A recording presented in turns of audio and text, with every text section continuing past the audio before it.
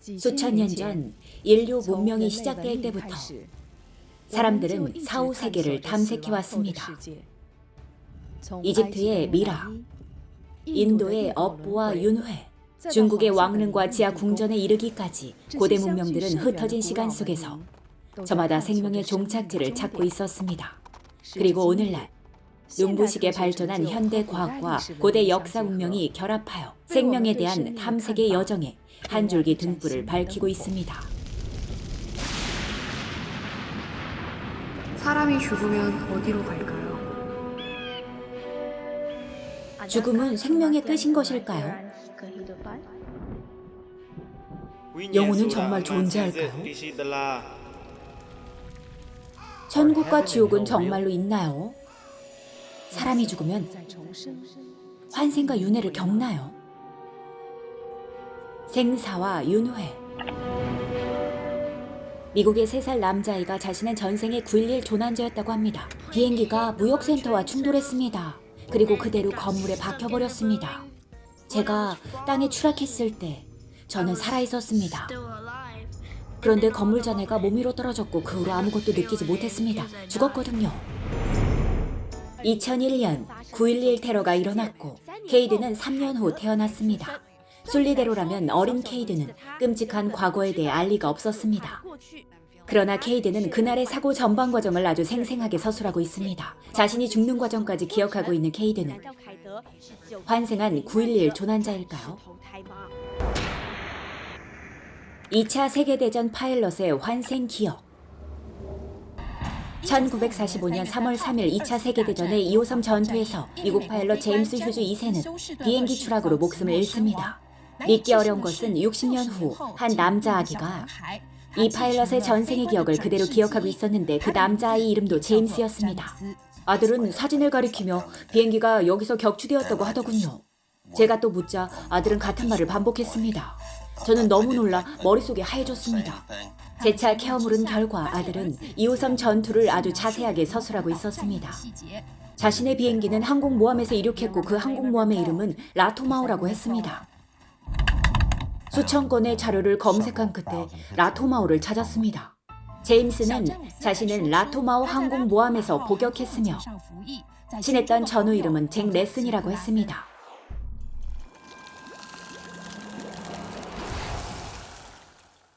그 전투는 섬을 점령하기 위한 일본군과 치룬 참혹한 전투였습니다. 그 항공모함에 진짜로 잭 레슨이라는 파일럿이 복역하고 있었습니다. 이 사실을 알게 된 제임스 아버지는 조사를 계속한 결과 마침내 잭 레슨을 찾았고 잭 레슨은 제임스 부모님의 방문에 깜짝 놀랐습니다. 그는 긴 세월 동안 묻어두었던 과거를 다시 떠올리며 제임스의 부모님에게 그 당시 상황을 털어놓았습니다. 당시 확실히 제임스라는 친한 파일럿 전우가 있었는데 이 꼬마의 이름과 우연히도 일치했습니다. 이 253 전투에서 격투기가 일본군에 격추당해 불이 붙으면서 바다에 추락했다고 합니다. 꼬마 남자아이가 서술한 꿈 이야기와 완전히 같았습니다. 잭 레슨은 자신의 복역 시절 사진을 꺼내 보여줬는데 꼬마 제임스는 그 사진을 보자마자 전우들의 이름을 전부 기억해냈는데 마치 오랜 친구를 부르는 것 같았습니다. 그제야 제임스의 부모님은 아들이 그 파일럿 제임스의 환생임을 믿게 되었습니다. 저는 아들의 전생을 믿습니다. 전생에 제임스라는 파일럿이었다는 사실도 인정합니다. 윤회와 관련된 믿을 수 없는 사례들이 생명의 기원에 대한 우리의 인식을 뒤집고 있습니다. 우리의 머릿속에서는 끊임없는 의문이 쏟아져 나옵니다. 사람은 어디서 오고 죽으면 어디로 가는 것일까요? 이 세상에 윤회와 환생이 있을까요? 전생과 현생은 정말 있는 것일까요? 우리 함께 환생과 윤회에 관한 진부티 종사의 말씀을 함께 들어봅시다. 인터넷에 찾아보면 관련된 영상들이 많습니다. 저도 회원분들이 찾아준 영상을 봤는데 전생과 현생과 관련해 동양, 서양, 그리고 과학자들이 연구팀과 함께 실험한 다양한 이야기들을 볼 수 있었습니다. 중국에서 있었던 일 중 가장 인상 깊었던 것은 자신이 전생에 칼에 찔려 죽었다고 하는 중국 하이난성의 한 젊은이 이야기였습니다. 그가 다시 태어난 마을은 전생에 살던 곳에서 100에서 200km 떨어진 곳이었습니다. 중국 하이난성 탕산존의 평범한 농가에서 우리는 환생한 주민으로 불리는 탕장샨을 만났습니다. 이곳에 살고 있는 제 이름은 탕장샨이라고 합니다. 제가 전생에 살던 마을에서의 이름은 천명도였습니다. 지금의 저는 천명도가 환생한 것입니다. 조사한 결과에 따르면 그는 전생에 살던 마을에 도착하자마자 한눈에 전생의 친척들과 가족들과 지인들, 심지어 여자친구까지 알아보았다고 합니다. 사람들 속에서 있어도 저는 그는 누구이며 그와 친한 사람들까지도 알아요. 예전에 장소나 일들을 얘기하면 모두 맞았습니다. 그는 마을 사람 모두를 알아보았습니다. 그가 모르는 마을 사람이라도 있었다면 저는 믿지 않았을 것입니다. 모든 마을 사람들과 마을의 곳곳을 알아보았고 자신이 만들었던 물건도 똑똑히 기억했고 말들이 모두 들어맞았습니다. 그는 3살부터 전생에 대해 구체적으로 표현하기 시작했고 부모님은 아이와 함께 그곳으로 가보았습니다. 한 번도 그 마을에 와본 적 없고 자기가 살던 마을에서 벗어나 본 적도 없었던 그 3살 아이는 갑자기 길을 척척 알아맞히며 길을 안내했습니다. 제가 전생의 가족을 알아보려고 찾아갔을 때 그냥 이런 시골 마을이라 가족들 모두 밖에 나와 앉아 있었습니다. 저는 마당으로 들어가자마자 셋째 작은아버지라고 불렀습니다. 강전샨이 처음 셋째 작은아버지에게 인사하러 찾아왔을 때 이미 집으로 가는 길을 알고 있었습니다. 당시 당전샨은 아주 어렸는데 형의 목마를 타고 손으로 집으로 가는 길을 가리켰고 그렇게 자신의 전생에 살던 집을 찾았습니다. 그 마을에 도착하자 직감에 이끌려 집을 찾아갔습니다. 이 환생의 이야기를 듣고 나서 인터넷에서 그가 태어난 곳을 찾아보니 하이난성 한 마을로 전생에 살았던 집과 지금의 집은 150km나 떨어져 있었습니다. 이제 겨우 대여섯 남짓한 아이가 이렇게 먼 길을 기억하고 마을 사람들의 얼굴을 또렷이 알아보면서 지난 이야기를 하는 모습이 도무지 믿기지가 않았습니다. 그는 정말로 전생의 기억을 가지고 다시 태어난 것일까요? 윤회와 전생의 비밀을 추적하던 중 또 다른 놀라운 이야기가 사람들의 시선을 사로잡았습니다.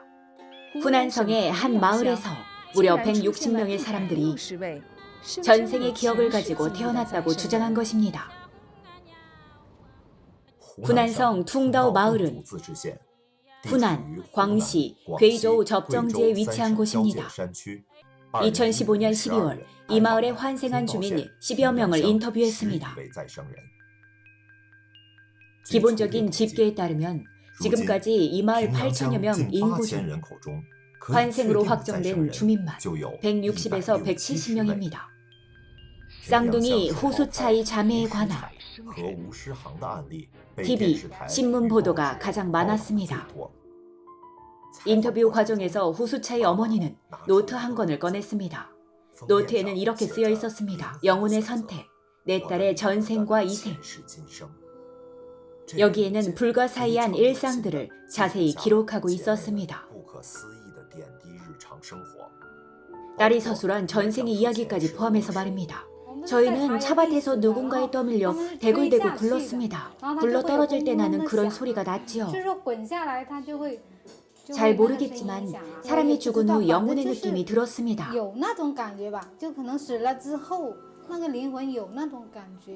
쌍둥이 자매는 죽은 후 다시 태어나기 전까지의 과정에 대해서도 기억이 생생했습니다.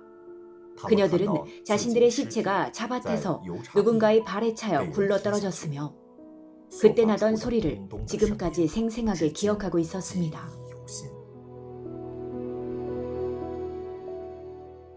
중국에는 환생하는 사람들이 특히 많은 곳이 있습니다. 전생의 기억을 가지고 태어나는 것이죠. 구이저우 성의 어느 소수민족 지역입니다. 산에서 아기자기한 대나무 집을 짓고 사는 마을이 있는데 그쪽 지역에는 자신이 환생을 했다는 사람들이 유독 많습니다. 그래서 한번 조사를 해봤더니 전생의 기억을 선명하게 가지고 태어난 사람들은 이른 나이에 요절한 경우가 대다수였습니다. 인도 출신의 파일럿도 그렇습니다. 미국의 파일럿들은 대체로 굉장히 젊습니다. 종군 파일럿들은 보통 30세 미만입니다. 당잔산이라는 친구도 전생에서 17살에 죽었습니다. 구이저우의 소수민족 마을은 보통 10대 때 죽거나 10세 미만에 죽었던 사람들이 전생의 기억을 선명하게 가지고 있었습니다. 정말 기이한 현상이죠. 전생의 기억을 가지고 태어난 사람들이 다소 등장하자 과학자들이 다시 이 문제를 파고들기 시작했습니다. 수많은 과학자들이 수십 년에 걸쳐 임사체험을 연구하고 전생의 기억과 환생, 윤회에 대한 실험을 진행했습니다. 미국 버지니아 대학의 이안 스티븐슨 교수는 40년에 걸쳐 삶과 죽음, 윤회를 연구한 3,000개 이상의 사례들을 모아 환생과 생물학이라는 책을 펴냈습니다. 책에서 그는 윤회는 분명히 존재한다. 전생에서 다친 부위는 현생에서 모반이나 선천적 질병의 형태로 나타나고 사람의 선천적인 선호도나 특징적인 행동, 공포심 같은 것들도 모두 다 전생에서 비롯된다고 기술했습니다. 영국의 중환자의학과 소생의학 전문가 샘 파르니아 박사의 임사체험, 미국 하버드 대학의 리사 랜델 교수의 영혼 증명 실험. 죽음이 생명의 종착지가 아니라 현생과 내생을 잇는 하나의 정거장에 불과하다는 사실을 입증하는 연구가 점점 더 많아지고 있습니다. 하지만 정말로 윤회가 있다고 해도 또 다른 의문이 꼬리를 물고 이어집니다. 대부분의 사람들은 왜 전생의 기억이 없을까요? 우리는 무엇 때문에 전생을 기억하지 못하는 것일까요? 사람이 죽으면 영혼이 저승에 가서 전생의 기억을 없애준다는 맹파탕을 마십니다. 일종의 마취약 같은 건데 이것을 마시면 모든 기억이 사라져서 전생의 일을 전부 잊어버립니다. 그래서 기억하지 못하는 겁니다. 저는 오히려 좋은 일이라고 생각합니다. 컴퓨터를 바꾼다고 생각해보세요. 이것저것 잡동사니 파일이 저장된 것처럼.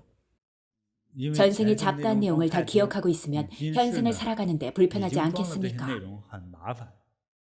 전생에서 가졌던 애증의 감정이 남아있다면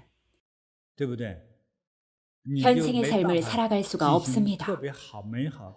행복한 삶은 더더욱 불가능하겠죠.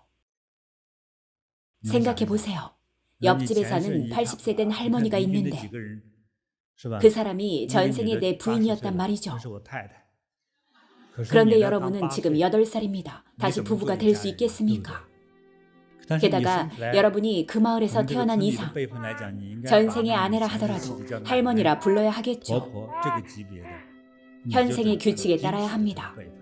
그런데 여러분이 전생의 일들을 다 기억하고 있다면 윤리나 도덕이 다 엉망이 되어 정상적으로 살기 어렵겠죠. 현생에서 아이로 태어나 점점 어른이 되어 연애도 하고 결혼도 해야 하는데 8살 먹은 아이가 100살 된 할머니를 못 잊고 있다면 어떻게 다른 사람과 연애를 할 수 있겠습니까? 모든 게 다 꼬여버리는 것이죠. 그래서 저는 전생의 기억을 깨끗이 잊어버리는 것이 옳다고 생각합니다. 감정의 골이 깊었다면 더더욱 문제가 됩니다. 특히 원한이 사무쳤을 경우 깊은 상처로 남겠죠. 왠지 마음에 들지 않는 상대가 있어 기억을 더듬었더니 전생에서 아버지를 죽인 원수였던 겁니다. 혹여 절대 살려둘 수 없다면서 순간적으로 살인을 저지를 수도 있겠죠. 우리는 신이 아니라 인간이기 때문에 마음속에 복수심이 생길 수 있습니다. 전생의 기억이 지나치게 깊으면 번뇌도 많아집니다. 현생에서 10년 전에 일어난 일이라도 어제 일처럼 생생하다면 번뇌가 되듯이 말입니다. 그러니 머릿속에서 기억을 지워버려야 마음속 번뇌를 줄일 수 있습니다.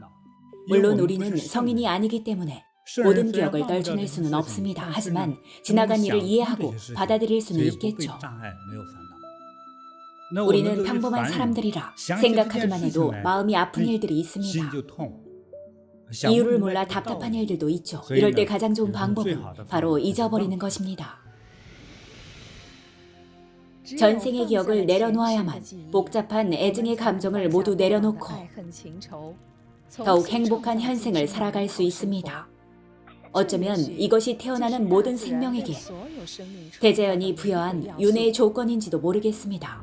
우리의 영혼은 삶과 죽음의 문턱을 넘어 생을 의탁했던 육체를 떠나 모든 부귀와 영화, 가족과 친구, 사랑과 증오의 감정을 내려놓고 새롭게 의탁할 육체를 찾아 떠납니다. 인간이 죽으면 환생을 통해 윤회할까요? 처음의 화제로 되돌아가 보면 이 문제에 대한 새로운 시각을 찾을 수 있을지도 모릅니다. 죽음이 한 생의 종착역이냐, 다음 생의 출발점이냐 하는 문제죠. 현대 과학기술이 발달하면서 이 문제를 둘러싼 베일이 벗겨지고 점점 진실이 우리 앞에 모습을 드러내고 있습니다. 생명에 대한 인식을 새롭게 하면 죽음이라는 단어가 주는 느낌이 절망이나 어둠에 그치는 것이 아니라 새로운 삶에 대한 희망과 빛으로 받아들일 수도 있습니다. 삶에서 죽음, 죽음에서 다시 삶으로 반복되는 윤회가 있다면 전생, 현생, 내생 사이에는 어떤 관계가 있는 것일까요? 이것을 이해하려면 먼저 인과라는 말을 알아야 합니다. 먼저 인과론에 대해 설명을 드리겠습니다. 인과는 불교에서 가장 중요한 사상입니다.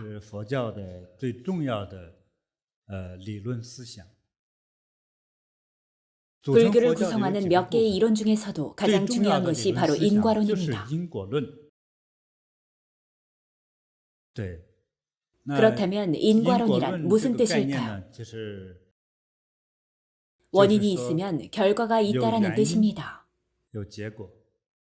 예를 들어 오늘 여러분에게 몸살이 났다고 합시다. 원인을 따져보면 한동안 무리를 했거나 어디선가 감기 바이러스를 옮아왔기 때문이겠죠. 노래를 하는 이유는요, 즐겁기 때문이겠죠. 운동을 하는 이유는요, 건강을 위해서일 겁니다. 배우는 이유는요, 지식을 얻기 위해서지요. 필요성이 생기면 반드시 그에 따른 결과가 생겨납니다. 자연계에서 인과론은 필연적인 이론이고 당연한 현상입니다. 다만 역사적으로 많은 철학자들이 이런 현상을 각기 해석하고 정리한 바가 다를 뿐이지요. 부처님께서는 이런 인과론을 더욱더 알기 쉽고 명확하게 정리하셨습니다. 인과론의 근본 원리로 되돌아가 봅시다. 지금 우리가 느끼는 좋다 혹은 나쁘다, 즐겁다 혹은 괴롭다 같은 것들은 전부 다 과보라고 합니다. 보통 과보라는 말은 불교 용어 같지만 사실 이것을 다른 말로 바꾸면 추수가 됩니다. 가을에 수확하는 것을 말하지요. 인과의 과는 과일의 과를 말합니다. 가을이 오면 풍성하게 익은 과실을 수확합니다. 이것이 과보의 과입니다. 보는 받아서 느끼는 것을 말합니다. 3년 전에 심었던 사과나무가 3년 후 10월, 11월쯤 되니 과실을 맺었습니다. 그 결과와 과실을 얻은 것이지요. 잘 익은 과실을 따는 순간이 옵니다. 이것이 과보를 받는 겁니다. 그 결과로 인해 여러분이 받는 느낌들입니다. 과는 수확이고 보는 느끼는 것입니다. 이 둘을 합쳐서 과보라고 합니다. 예를 들어 3년 전 제가 사과나무를 심었는데 신경을 많이 쓰고 정성껏 가꾸었습니다. 물도 주고 비료도 뿌리고 매년 가지도 잘라주고 잘 자라도록 관리하면서 3년이 지나고 보니 과일이 주렁주렁 열려 무척 기쁩니다. 이것이 과보입니다. 과라는 것은 과실, 수확을 의미합니다. 보라는 것은 내가 느끼는 행복한 감정이지요. 그리고 처음 나무를 심을 당시엔 이것이 어떤 나무인지도 모르고 심었는데 나중에 보니 아주 시큼한 사과가 열린 겁니다. 가뜩이나 이도 좋지 않은데 이렇게 시큼한 사과를 한번 물었다가 이가 아파 3일을 고생합니다. 이것도 과보입니다. 왜 이런 과보를 받았을까요? 3년 전 심은 것이 시큼한 사과나무였으니까요. 이제 과보를 대략 이해하셨지요. 씨앗은 원인이고 과실은 결과입니다. 그 과실이 가져다주는 느낌이 바로 보입니다. 과보는 우리의 행동으로 인해 발생합니다. 심지어 생각마저도 다 원인으로 작용합니다. 시공간이 변하면서 원인은 나중에 결과를 반드시 맺게 됩니다. 또한 그러한 과실로 우리가 느끼게 되는 모든 희로애락의 감정이 바로 보입니다. 사과나무를 예로 들었습니다. 그런데 만약 3년 전 여러분이 차를 몰다가 실수로 사람을 친 뒤 뺑소니 쳤다고 해봅시다. 3년 혹은 몇 년 뒤 이 사건으로 인해 또 다른 문제가 생길 수 있을까요? 생길 수 있습니다. 마음속에 죄책감 같은 것들이 있죠. 범죄 심리학적으로 심리적 죄책감은 마음속에 그늘을 만들고 악몽을 꾸게 할 수도 있습니다. 차로 사람을 치고 도망갔는데 법적인 처벌도 안 받고 잡히지도 않았습니다. 하지만 반복해서 그 장면이 꿈에 나오고 그것이 골마 병이 생길 수 있습니다. 나중에 보니 차에 치인 그 사람은 죽지 않았습니다. 하지만 영혼이 계속해서 꿈에 나타나 나를 괴롭히고 내 명을 재촉하는 것 같습니다. 이것을 중국어로 상명이라 하는데 삭은 밧줄을 뜻합니다. 그래서 상명이라고 하면 내 목숨에 밧줄을 걸어 나를 끌고 간다는 의미입니다. 자꾸 꿈에 나타나서 네 목숨 받아가러 왔다고 하는 거죠. 어떤 인과를 받을까요? 정신이 피폐해지고 신장이 망가지고 심장이 썩어서 아주 고통스러운 삶을 삽니다. 이런 과보가 나타나는 경우 내가 받은 느낌의 보 때문에 속에서 점점 병이 생깁니다. 방금 사과나무와 뺑소니 등의 비유를 들었는데 이제 조금 밝은 얘기를 해봅시다. 여러분이 학교의 선생님이고 아이들을 무척 좋아해서 아이들을 열심히 가르치고 교육시켰습니다. 혹여 잘못을 저지르는 아이가 있으면 괜찮다고 다독이고 타이르고 격려했죠. 10년이 지나 아이가 훌륭한 사람이 되어 여러분에게 은혜를 갚으러 왔습니다. 정말 행복하고 자랑스럽겠죠. 이때 여러분이 느끼는 감정도 과보입니다. 내가 이룬 성과를 통해 느끼는 행복한 과보인 것이죠. 교사 생활을 헛되이 하지 않았다는 생각이 얼마나 자랑스럽겠습니까? 훌륭한 학생을 길러내어 정말 행복하겠죠.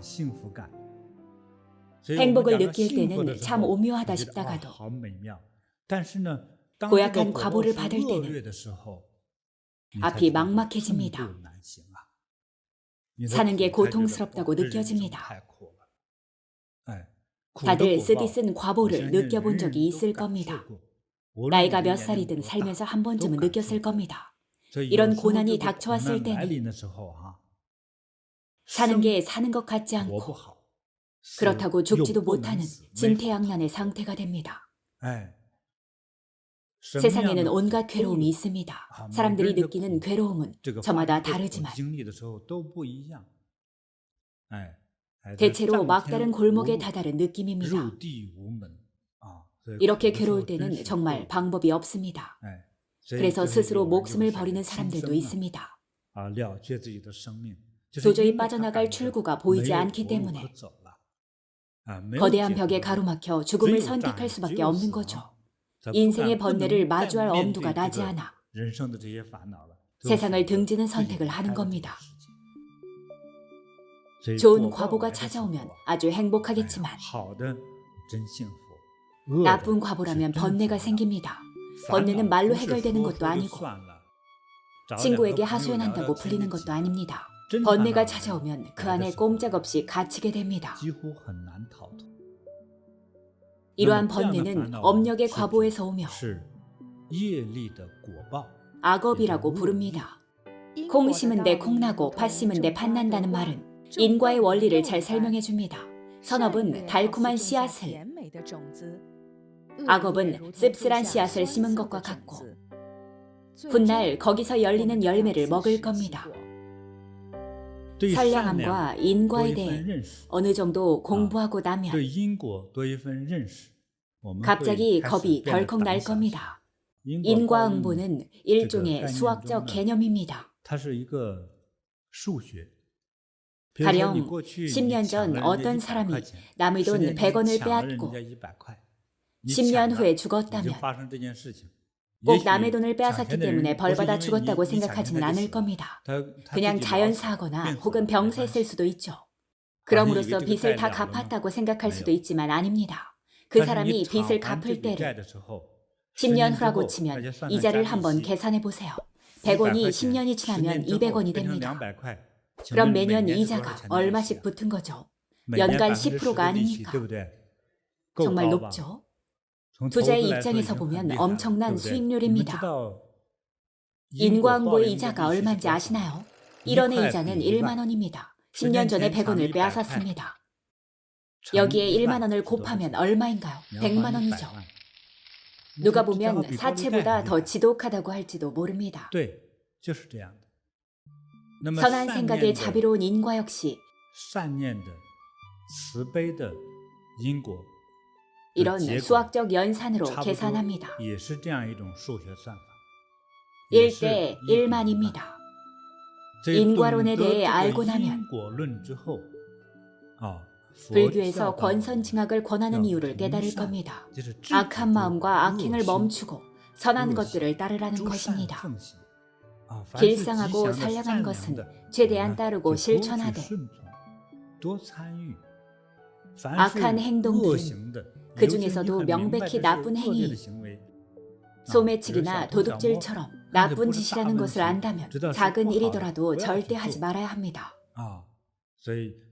악행이나 잘못된 행위를 하지 않도록 스스로를 잘 단속하고 절제해야 합니다.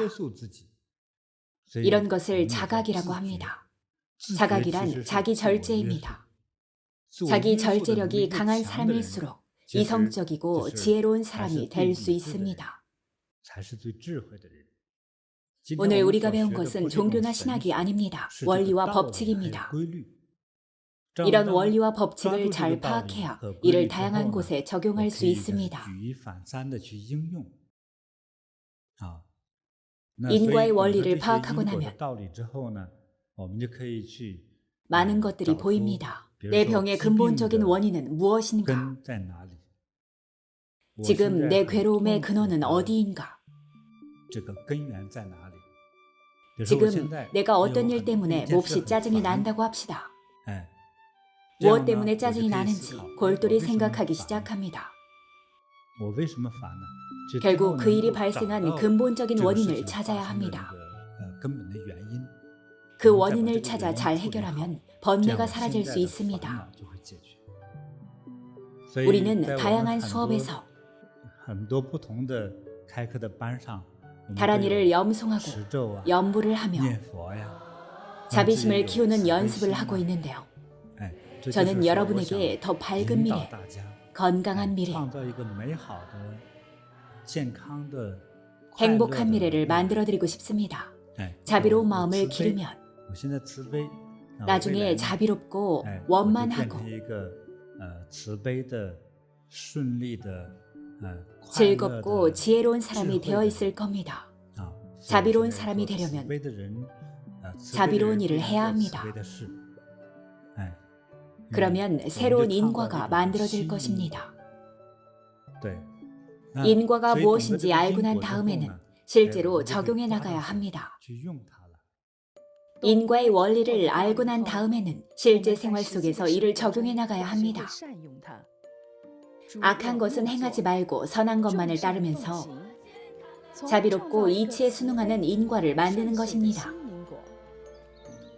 인과의 기본 법칙을 깨달았으면 이제 과학적인 관점에서 이들을 전달하는 방법에 대해 알아보도록 합시다. 심리학자들의 분석에 따르면 부모가 맨날 소리 지르고 싸우는 모습을 보며 자란 아이는 자신도 모르게 그것을 배운다고 합니다. 여러분이 태어나면서 느끼는 감정들은 학습된 것이 아니라 전생에서 이어져 오는 것들입니다. 또 한 가지는 할아버지가 사람을 죽이고 약탈을 일삼는 잔인한 도적이었다면 손자는 누뚱이라서 할아버지 얼굴도 못 봤다 하더라도 이 손자는 악습을 타고날 수 있습니다.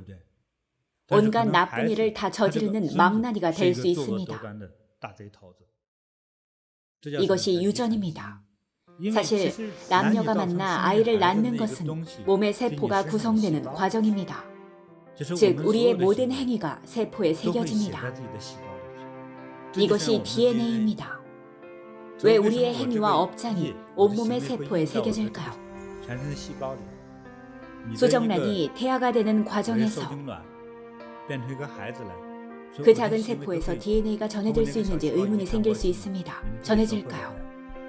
전해집니다. 예를 들어 임신부가 임신하기 1년 전에 술과 도박, 마약, 담배에 젖어 살면서 화까지 자주 낸다면 태어난 아이는 건강할 수가 없습니다.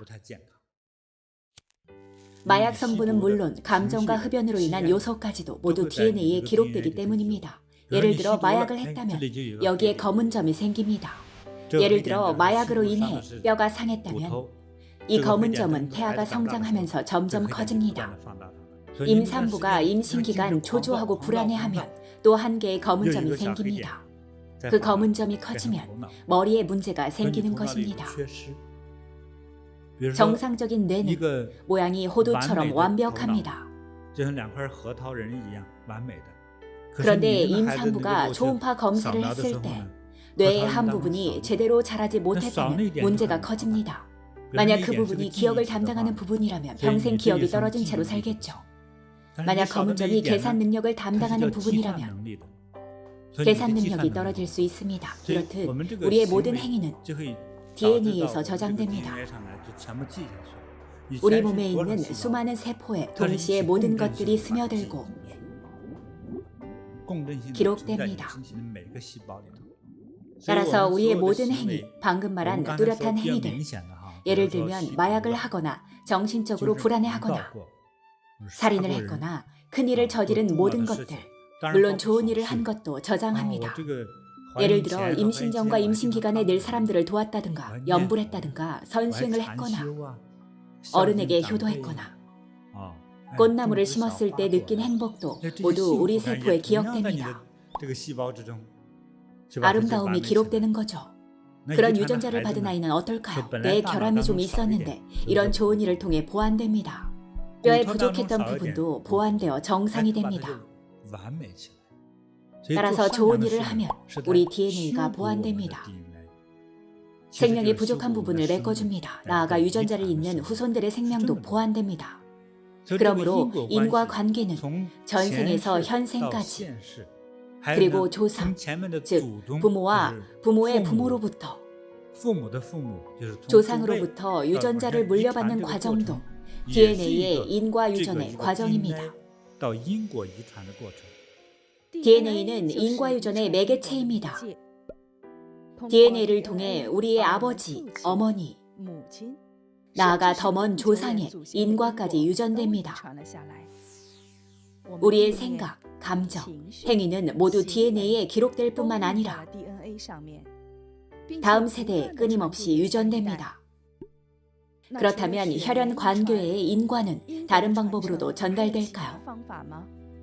DNA가 아닌 인과관계를 봅시다. 예를 들어 두 사람 사이에 혈연 관계는 없지만 정으로 맺어진 인연도 있습니다. 따라서 인과는 혈통으로 이어지는 유전도 있고 혈연 관계가 아닌 경우에도 전해집니다. 인과 업력에 대해 다시 이야기하겠습니다. 하나는 조상인 부모로부터 물려받은 인과인데 여기에 관해서 우리는 잘 알고 있습니다. 예를 들어 할아버지가 심장이 좋지 않으면 손자도 심장이 좋지 않을 수 있습니다. 의사도 이렇게 얘기하죠.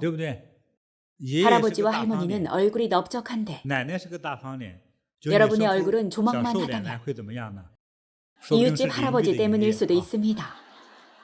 친할아버지가 아닐 수 있으니까요. 할머니가 문제가 있었을 수 있습니다. 이런 이치를 알아야 합니다. 친할아버지라면 손자도 얼굴이 넓적해야 혈통을 이어받았다고 할 수 있습니다. 이렇게 좋은 것과 나쁜 것, 건강한 것과 건강하지 않은 것은 외모에서부터 성격, 그리고 건강에 이르기까지 모두 유전됩니다. 혈연을 통한 인과 유전입니다. 그리고 또 하나는 혈연 관계가 없는 사람들. 예를 들어 연인은 서로 틀림없이 혈연 관계가 없습니다. 둘 사이의 전생의 이야기, 즉 그 인연으로 인한 관계는 혈연 관계가 아닌 인연으로 맺어진 것입니다. 그리고 이 생에서 도와주었던 귀인들도 혈연 관계가 없습니다. 그런데 여러분의 상사가 여러분만 마음에 들어하며 아주 잘해줍니다. 승진시켜주고 기회를 주고 밝은 미래를 펼쳐줍니다. 이렇게 혈연 관계가 없는 사람들도 우리를 도와줄 수 있습니다. 이러한 큰 인연은 혈연적인 유전을 넘어선 관계입니다. 따라서 이런 인과관계에는 이해할 수 있는 인과관계도 있지만 쉽게 이해할 수 없는 유전관계도 있습니다. 오늘 좀 더 깊이 배워보았습니다. 인과는 혈연관계로 유전되기도 하지만 혈연관계를 벗어나 전해지기도 합니다. 이런 이치를 알고 나면 우리 주변의 모든 사람들, 모든 일들은 모두 필연적인 인과이치가 있다는 것을 알 수 있습니다. 그래서 늘 선한 마음으로 좋은 일을 많이 해야 우리 자신 그리고 후손들에게 상서로움과 아름다움을 물려줄 수 있습니다. 사실 제가 가르치는 과정에서 그리고 사람들을 만나는 과정에서 과학적인 방식으로 가늠할 수는 없지만 확실히 한 사람 혹은 수행자를 만나면 저는 그분이 쌓은 공덕이 느껴집니다. 예를 들어 그분이 저한테 다가오면 저는 아주 편안한 느낌이 듭니다. 외모, 몸매와 아무런 상관이 없습니다. 간혹 몸매가 좀 뚱뚱한 분도 있습니다. 키가 155cm에 저와 같은 몸무게의 여성이라면 예쁠까요? 하지만 만나면 아주 상서로운 느낌이 듭니다. 아주 편안한 느낌이 듭니다. 즉 제가 느끼는 느낌입니다. 저는 보통 처음 누군가를 만났을 때 자세히 보지 않습니다. 눈을 감고 그 사람의 과거를 거슬러 봅니다. 과거로 거슬러 가봅니다. 어떤 때는 그 사람의 과거의 대략적인 행위가 보입니다. 저는 스스로 이렇게 판단합니다. 이 사람은 과거에 정말 착한 사람이었으며 많은 사람들을 돕고 좋은 일을 했다는 것을 알 수 있습니다. 그러면 이 사람은 상서롭고 복이 있는 사람이라고 판단합니다. 그리고 나서 저는 저희 판단을 검증합니다. 이야기를 나누지요. 요즘 하는 일, 직업이며 느낌, 어떻게 오게 되었는지 이야기를 나누다 보면 자신은 고혈압이 있다고 합니다. 제가 또 다른 고민거리가 없는지, 무슨 일을 하는지에 대해 물어보면 작은 사업을 한다고 합니다. 제가 얼마나 작은지에 대해 물어보면 작년에 10억을 손해봤습니다. 재작년에는 20억을 벌었는데 말이죠. 작은 사업이라고 말하지만 큰 사업을 하는 사람들이 있습니다.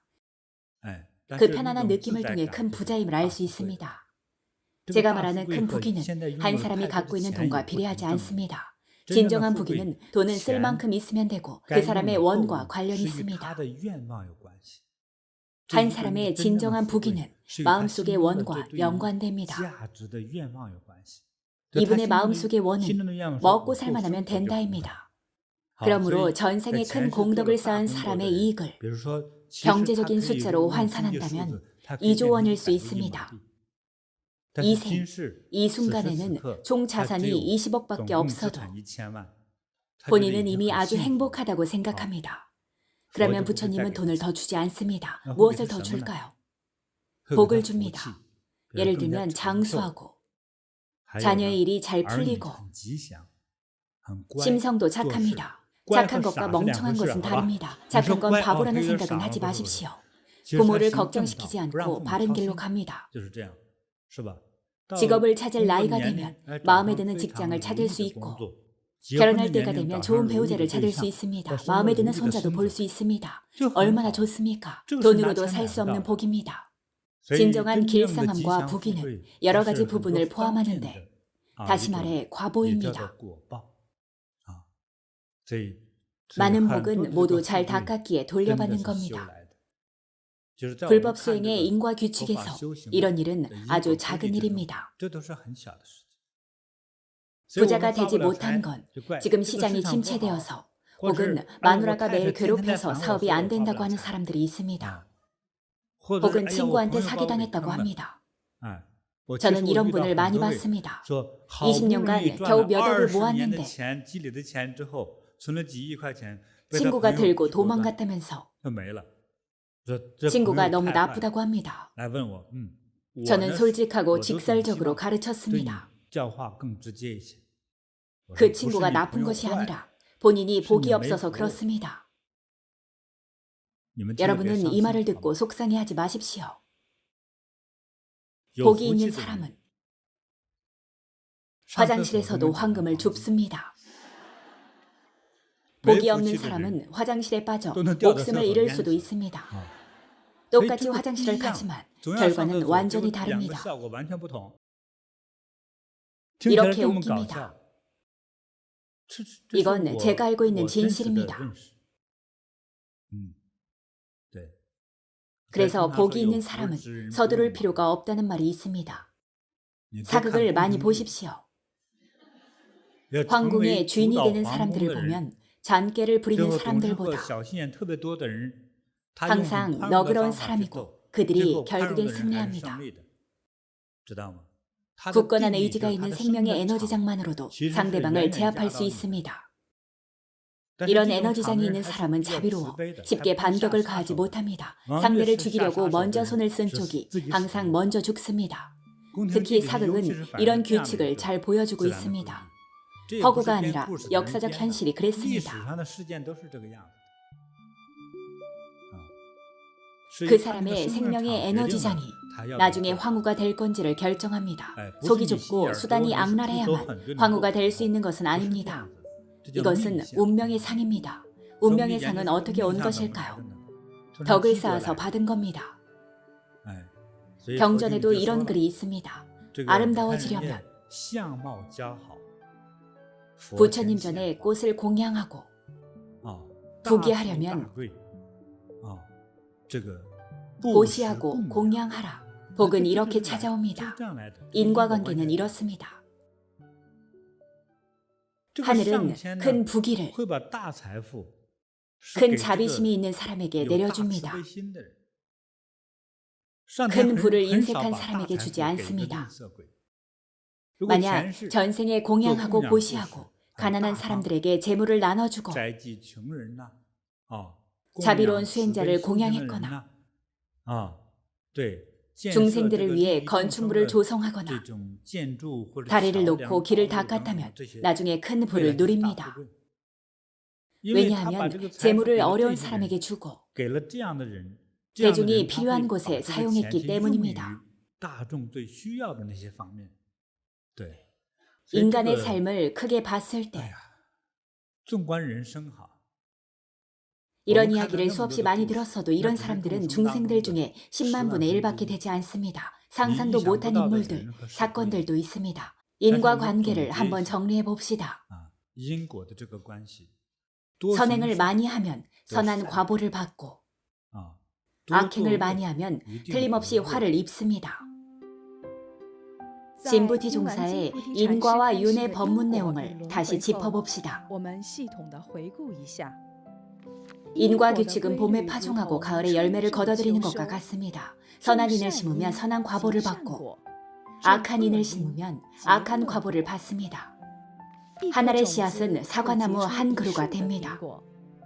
우리가 심은 인은 기회와 인연이 성숙되었을 때 몇 배의 큰 과보로 돌아옵니다. 인과는 혈통을 통해 후손에게 유전됩니다. 인과는 혈연 관계가 없는 주변인, 사물에도 필연적인 인과이치가 적용됩니다.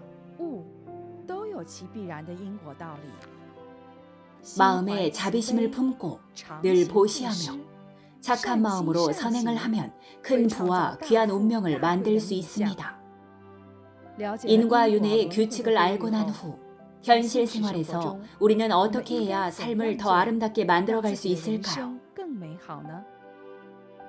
인과에 관한 다음 편, 미래의 선한 인연을 만들자를 시청하시기 바랍니다. 부처님께서 가르쳐주신 인과의 이치를 알면 앞으로 어떻게 해야 할지 선택할 수 있습니다.